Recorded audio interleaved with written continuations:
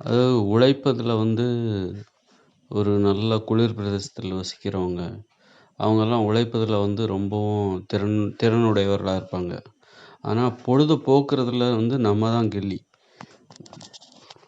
ஏன்னா, உழைக்க வேண்டிய ஏன் குளிர் பிரதேசத்தில் வசிக்கிறவங்க, அது வட மாநிலத்துக்காரங்களா இருந்தாலும் சரி, மேற்கத்திய நாடுகளா இருந்தாலும் சரி, ஐரோப்பா நாடுகளைச் சேர்ந்தவர்களா இருந்தாலும் சரி, இந்த ரஷ்யா, இந்த மாரி சீனா, இந்த மாரி குளிர் பிரதேசம் உள்ள நாடுகள்ல வசிக்கிற எல்லா மக்களுமே வந்து உழைத்தே ஆக வேண்டும். அப்பதான் உடம்புக்கு தேவையான உஷ்ணம் கிடைக்கும். அதனால அவங்க வந்து தொழில் உழைப்புல ரொம்பவும் திறனுடையவர்களா இருப்பாங்க. ஆனா நம்ம இந்த வெப்பமான பகுதியைச் சேர்ந்த நம்ம தமிழ்நாடு, அ இ தென்னிந்தியா போன்ற நாடுகளில் வசிக்கின்ற மக்கள் வந்து உழைப்பதில வந்து அவங்களால ரொம்ப கடினமா உழைக்க முடியாது. ஏன்னா இங்க உஷ்ணம் அதிகமா இருக்கு. வெயில் அதிகமா இருக்குது. அதனால என்னன்னா, அந்த வெப்பம் வந்து அவர்களை வந்து தொழில்ல கடினமாக உழைப்பதற்கு அனுமதிக்காது. ஏன்னா வெப்பம் வந்து ஏன் உடம்புக்கு தேவை எங்க எங்க இருக்குன்னா, குளிர் பிரதேசத்தில வசிக்கிற மக்களுக்கு வெப்பம் தேவை. உடம்புல உஷ்ணம் தேவை. அதனால அவங்க உழைத்தால் தான் அதன் மூலம் அவர்களது உடலில் உஷ்ணம் கிடைக்கும். ஆனால் இங்கே வந்து வெயில், சூரியன், கோடை காலம் அல்லது ரொம்ப ஒரு 6 மாத காலம் வந்து வருடத்தில் 6 மாத காலம் வெப்பம் தான்.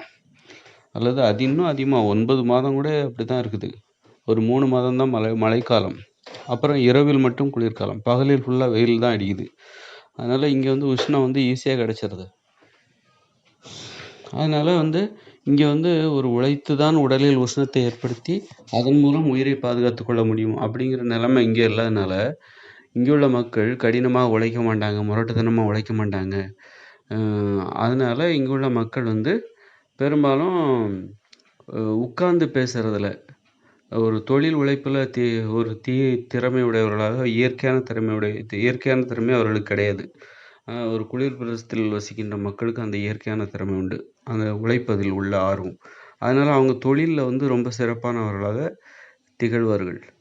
அப்படி இருக்கும்போது, நம்ம ஆட்கள் அப்ப எதுல சிறப்புன்னா, பொழுதுபோக்குவதில் சிறப்பு. ஒருவருக்கொருவர் பேசிக்கொள்வதில். நெறைய பேசுறாங்க நம்ம மக்கள். ஆனா வந்து ஒரு சண்டைகள் இல்லாம, சகிப்புத்தன்மையோடு பேசுவதில் நம்ம ஆட்கள் வந்து ஒரு தென்னிந்திய மக்கள், இதெல்லாம் ரொம்ப வலிமையானவங்க. அதே பாருங்க, ஒரு மேற்கத்திய நாடுகள்லலாம், அமெரிக்காவுலலாம் அவங்க பாதுகாப்புக்காக துப்பாக்கி வச்சிருக்காங்க. ஒவ்வொரு வீட்லயும், ஒவ்வொருத்தரும் துப்பாக்கி கலாச்சாரம் உள்ள நாடு. ஆனா அவங்க வந்து மக்கள் தொகை ரொம்ப கம்மியா தான் இருக்காங்க. குறைவா தான் பேசுறாங்க. அவங்க மனித உறவுகள்ல சகிப்புத்தன்மை ரொம்ப குறைவா இருக்கு. ஏன்னா உட்கார்ந்து பேசுறத விட அவங்க வந்து கடினமாக உழைத்துக் கொண்டே இருந்து பணத்தை சம்பாதிப்பதில் தான் அவர்கள் அதிக நேரத்தை செலவிடுகிறார்கள். நாம வந்து உட்கார்ந்து பேசுறதுல தான் அதிக நேரத்தை செலவிடுறோம். அதனால தான் இந்த சகிப்புத்தன்மை அதிகமாக தேவைப்படுகிறது. வேற வழியே இல்ல. அப்போ பொழுதுபோக்குங்கிறது என்னன்னா, உட்கார்ந்து பேசுறது அல்லது கதை பேசுறது. அப்போ பொழுதுபோக்குல நம்ம ஆட்கள் ரொம்ப திறமையானவங்க. அதனால தான் தென்னிந்தியாவில் கலைகள் பிறந்த இடம் வந்து தமிழ்நாடுன்னு நான் சொல்றேன். தமிழ்நாட்டுல தான் கலைகள் பிறந்தது. ஏன்னா கலை வந்து பொழுதுபோக்குக்கான ஒரு அம்சங்கள் தான் கலைகள் என்பது. அதுவும் தமிழ்நாட்டுல தான் கலைகள் தோன்றியது.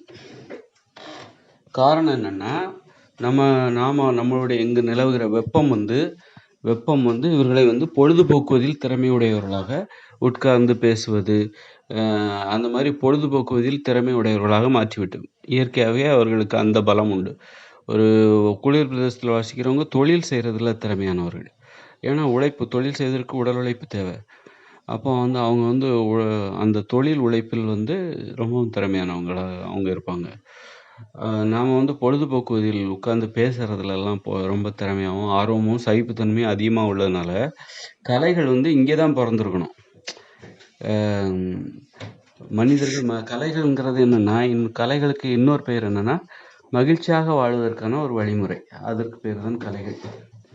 மகிழ்ச்சியாக வாழ்வதற்கு நிறைய வழிமுறை இருக்கு. அதுல ஒண்ணு தான் இது கலைகள். மகிழ்ச்சியாக வாழ்வதற்கு வெறும் கலைகள் மட்டும்தானா? அப்படி கிடையாது. சாப்பிட்றது கூட மகிழ்ச்சியான வாழ்வதற்கான வழிமுறை தான். அப்படி இருக்கும்போது மகிழ்ச்சியாக வாழ்வதற்கு நிறைய வழிமுறைகள் இருக்கு. அதனால வந்து அதுல ஒன்று தான் கலைகள். பொழுதுபோக்குவதில் கலைகள் முக்கிய இடம் பிடிக்கின்றன. கலைகள் பிறப்பதற்கான சாதகமான சூழ்நிலை, காரணங்கள் எல்லாமே வந்து நம்ம தமிழ்நாட்டிலையும், தமிழ் மொழியிலும் இருக்கு.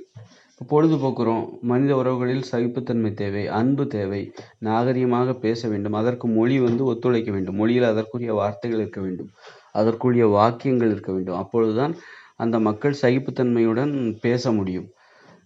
இப்போ சில சில சில மொழிகளில் எப்போதும் அந்த மக்கள் சண்டை போட்டு கொண்டே இருப்பார்கள். அது நீங்கள் யாருன்னு நீங்கள் கற்பனை செஞ்சுக்கோங்க. அவங்க ஒரு நாடோடிகளாக கூட இருப்பாங்க, அல்லது சண்டை போட்டு கொண்டே இருப்பார்கள். அதுக்கு காரணம் ஏன் அப்படின்னா, அவருடைய வாழ்க்கை முறைக்கு தகுந்தாற் போன்று அவர்கள் மொழி வடிவமைக்கப்பட்டுள்ளது. அவர்கள் ஏன் நாடோடிகளாக இருக்கிறார்கள் அப்படின்னா, அவர்களுடைய மொழி அதற்கு தகுந்த அப்படி தான் இருக்குது. நாடோடிகளாக இருக்க செய்வதற்கு அங்கே சண்டை அதிகமாக இருக்குது, பிரச்சனைகள் அதிகமாக இருக்குது. அந்த மொழியில் அமைதி ஏற்படுத்துகிற வார்த்தைகள் இல்லை, வாக்கியங்கள் இல்லை. அப்போது மொழியும் அதற்கு ஒத்துழைக்க வேண்டும். பொழுதுபோக்குவதற்கு, மனித உறவுகளில் சகிப்புத்தன்மை ஏற்படுத்துவதற்கு, மனித உறவுகளை நாகரிகமாக கடைபிடிப்பதற்கு மொழி மிகவும் ஒத்துழைப்பாக இருக்க வேண்டும். அந்த ஒத்துழைப்பு தமிழ் மொழியிலிருந்து கிடைக்குது. அதனால்தான் தமிழ்நாட்டில் கலைகள் பிறப்பதற்கான அத்தனை காரணங்களும் தமிழ்நாட்டிலையும் தமிழ் மொழியிலையும் இருக்குது. இப்போ ஃப்ரான்ஸில் தான் கலைகள் தோன்றியது அப்படின்னு சொல்லுவாங்க. அது சும்மா போய் ஃப்ரான்ஸில் மக்கள் குடியேறின தமிழ்நாட்டில் தான் மனித இனமே தோன்றுச்சு. தோன்றிய பிறகு பல ஆயிரக்கணக்கான ஆண்டுகளுக்கு பிறகுதான் பிரான்ஸுக்கே இங்கிருந்து சென்றவர்கள் தான் அங்கு குடியேறுகிறார்கள். அவர்கள் கடைசியாக ஒரு 1000 வருஷத்துல அல்லது ஒரு 2000 வருஷத்துல தான், அதாவது 3000 வருஷம்னு வச்சுக்கோங்க. அதற்கு முன்னரே அங்கே இருந்திருக்க வாய்ப்பு இல்லை. அப்போல்லாம் பிரான்ஸ் அங்கே மனித உயிர்களே அங்கே இருப்பதற்கு வாய்ப்பே கிடையாது. அது எப்படின்னு சொல்லிட்டு நம்ம இனி வரும் வீடியோங்களில் பார்க்கலாம். எதன் அடிப்படையில் நான் அந்த விஷயத்த நான் அவ்வளோ உறுதியாக சொல்கிறேன் அப்படிங்கிறதுக்கான வீடியோவை நான் இனிமேல் ஒரு பதிவுகளில் குறிப்பிடுகிறேன். ஒரு இந்தியாவை தாண்டி இந்தியாவில் தான் கடந்த 3000 அல்லது அதிகபட்சமாக போனால் 4000 வருஷமாக மனித உயிர்கள் வாழ்ந்த பகுதியே இந்தியா மட்டும்தான். அதில் குறிப்பாக தமிழ்நாட்டில் தானே மனித இனம் பிறந்தது. அப்படி தமிழ்நாடு, அப்புறம் தென்னிந்தியா என பரவி இந்தியா முழுவதும் தான் கடந்த 3000 அல்லது 4000 வருடங்களாக இங்கு மக்கள் வாழ்ந்து கொண்டிருந்தார்கள், மனித உயிர்கள் வாழ்ந்து கொண்டிருந்தனர். அதன் பிறகுதான் எப்பொழுது உலோகங்களை கண்டுபிடித்தார்களோ, அந்த உலோகங்களினால் கிடைத்த ஆயுதங்களையும் கருவிகளையும் பயன்படுத்தி, வாகனங்களை பயன்படுத்தி, அது முக்கியமாக ஆயுதங்கள் தான் நம்பிக்கை, ஒரு பாதுகாப்பு. பிற உயிரினங்கள் நீங்கள் அந்த ஒரு 3000 வருஷத்துக்கு முன்னாடியெலாம் ஆயுதங்கள், உலோகங்களாலான ஆயுதங்களே இங்கே கிடையாது. அப்படிங்கும்போது நீங்கள் ஒரு இடத்துலேருந்து இன்னொரு இடத்துக்கு போகணுன்னா அப்போ நிறைய அச்சுறுத்தல் இருக்கும். ஒரு ஆயுதங்களே இல்லைன்னா, கருவிகளே இல்லைன்னா, உலோகங்களாலான அருவா அல்லது மண்வெட்டி, கத்தி, கடப்பாரை எதுவுமே இல்லை அப்படின்னா எந்த மரத்தையுமே நீங்கள் வெட்ட முடியாது. அப்போ 3000 வருஷத்துக்கு முன்னாடி உலோகங்கள் கண்டுபிடிக்கப்படாத, உலோகங்களாலான கருவிகள் பயன்படுத்தப்படாத 3000 அல்லது 4000 வருஷத்துக்கு முன்னாடி இந்த பூமியில் நிறைய மரங்கள் இருக்கும், பசுமையாக இருக்கும். நிறைய பிற உயிரினங்கள், அச்சுறுத்துகிற பிற உயிரினங்கள் இருக்கும். அதனால் மக்கள் நாடோடிகளாக சுதந்திரமாக ஊர் விட்டு ஊர், நாடு விட்டு நாடு அவ்வளோ எளிதாக நிராயுதபாணியாக தான் அப்போ இருந்தாங்க. அவங்களுக்கு பாதுகாப்புங்கிறது என்னென்னா நெருப்பு ப்ளஸ் மரத்தாலான குச்சிகள், கற்கள், இதுதான் பாதுகாப்பு ஆயுதங்கள். வேறு எதையுமே அவங்க பாதுகாப்பாக வச்சுக்க முடியாது. அப்படி இருக்கும்போது அவங்க ஒரு இடத்துலேருந்து இன்னொரு இடத்துக்கு போகணுன்னா மிகவும் அச்சுறுத்தலாக இருக்கும். அவ்வளோ எளிதாக போய்விட முடியாது. அப்போ அந்த தைரியத்தை எப்படி மனித உயிர்களுக்கு கிடைச்சதுன்னா, ஒரு இடத்துல உலோகங்கள் கண்டுபிடிக்கப்பட்ட பொழுது உலோகங்களால் செய்யப்பட்ட ஆயுதங்களும் கருவிகளும் தான் ஒரு இடத்துலேருந்து இன்னொரு இடத்துக்கு போகிறதுக்கு அவர்களுக்கு மிகவும் உதவியாக இருந்தது. பாதுகாப்பை கொடுத்தது, நம்பிக்கை கொடுத்தது, துணிவை கொடுத்தது, வீரத்தை கொடுத்தது. அதனால தான் சொல்கிறேன், கடந்த 3000 அல்லது 4000 வருடங்களுக்கு பிறகுதான் மனித உயிர்கள், இந்தியா முழுவதும் பரவி வாழ்ந்து கொண்டிருந்த மனித உயிர்கள் உலகின் பிற பகுதிகளுக்கு குடிபெயர்ந்தார்கள், நாடோடிகளாக சென்றார்கள், சென்று பரவினார்கள் என்று நான் சொல்லுகின்றேன்.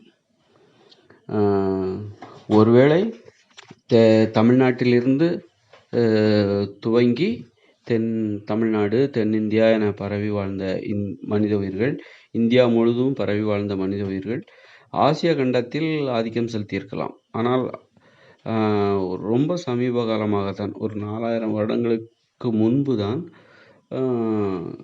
மனித உயிர்கள் ஐரோப்பா கண்டத்தில் நுழைந்திருக்க வேண்டும். ஆசியா கண்டத்தை தவிர பிற கண்டங்களுக்குள் அப்பொழுதுதான் நுழைந்திருக்க வேண்டும். அதனால் வந்து ஃப்ரான்ஸ்லலாம் ரொம்பவும் சமீப காலங்களாக தான், ஒரு 2000 வருஷம் அந்த மாதிரி 2000 வருஷமோ அல்லது 3000 வருஷமோ தான் ஃப்ரான்ஸுக்குள்ளே அவங்க நுழைஞ்சிருக்கணும். அதனால் ஃப்ரான்ஸில் கலைகள் தோன்றியது என்பது மிகவும் ஒரு அப்பட்டமான பொய். சும்மா இன்னைக்கு பார்க்குறத வச்சுட்டு உடனே ஃப்ரான்ஸில் தான் கலைகள் தோன்றிச்சு அப்படின்னு சொல்கிறாங்க. ஒரு ஆப்பிரிக்காரங்களை பார்த்தா அவங்க கருப்பாக இருக்கிறாங்க, ஒரு கருப்பாக இருக்கிறதுனால ஒரு காட்டுத்தன்மையோட ஒரு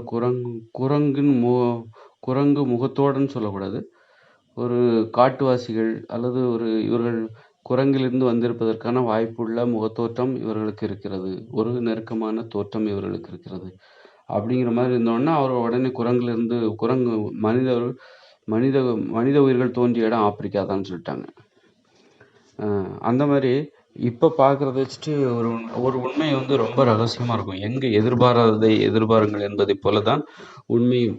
நீங்கள் எதிர்பார்க்காத இடத்துல தான் எல்லா உண்மையும் இருக்கும். அதனால் நான் வந்து சொல்லித்தான் மனித உயிர்கள் தமிழ்நாட்டில் ஆனால் நான் சொல்கிறது மூலமாக மாற்று கருத்துக்களுக்கு இடமில்லாமல் நிரூபணமாகிறது என்பது தான் உண்மையாகிறது. தமிழ்நாட்டில் தான் மனித உயிர்கள் தோன்றினார்கள். இங்கிருந்து போனவர்கள் தான் ஆப்பிரிக்காவில் அந்த பகுதிக்கு ஏற்றாற் போன்று கருப்பு நிறமாக மாறினார்கள். ஒரு பகுதிக்கு போனால் அந்த பகுதிக்குன்னு ஒரு நிறம் இருக்குது, இயற்கையான நிறம். அந்த நிறத்துக்கு எல்லாரும் மாற்றப்பட்டு விடுவார்கள். அது மாதிரி ஆங்கிலேய வெள்ளை நிறத்துடன் உள்ள மக்கள் ஆப்பிரிக்காவில் தொடர்ந்து ஒரு 200 வருடங்கள் வாழ்வார்கள். ஏனால் அவர்கள் அங்குள்ள கருப்பு நிறத்துக்கு மாற்றப்பட்டு விடுவார்கள். அந்த அளவுக்கு இயற்கை வலிமையானது.